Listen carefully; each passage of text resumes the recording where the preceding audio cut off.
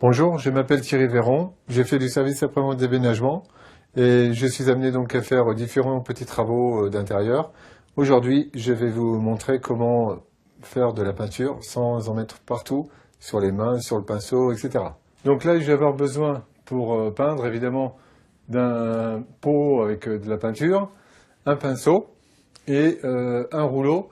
Et j'ai pris aussi un tout petit rouleau pour avoir la possibilité de peindre dans les endroits un peu difficiles d'accès. Donc la première étape va consister à faire le tour des panneaux, c'est-à-dire en fait dans les angles, au niveau du carrelage, au niveau de l'angle plafond, mur et dans les coins. Et tout ça au pinceau.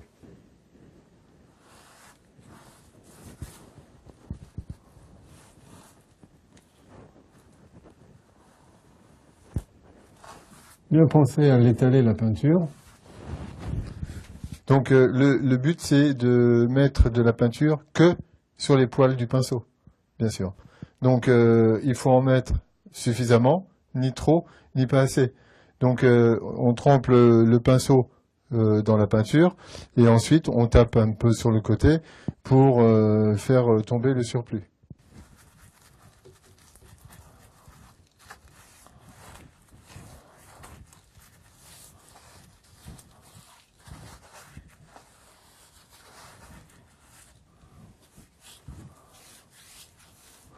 On peut faire le tour des appareils. On peut.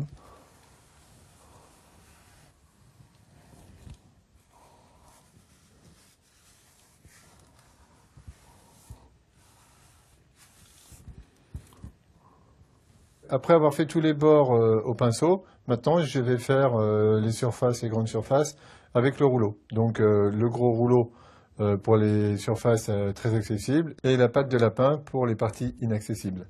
Donc pour mettre sur le rouleau, c'est très simple. Il suffit de plonger le rouleau progressivement en le faisant rouler sur le côté du bac. Et en le faisant plusieurs fois comme ça, on répartit la peinture sur tout le rouleau. Une fois que que la peinture est bien répartie sur le rouleau, on peut aller l'appliquer sur le mur.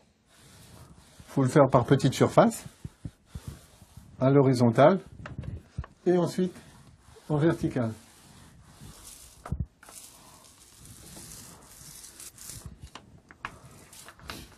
Et on finit toujours à la verticale. Donc le principe est le même pour remplir le petit rouleau de peinture. Et après, il suffit de l'appliquer. Donc, pareil, hein. À l'horizontale au départ. Voilà. Et verticale.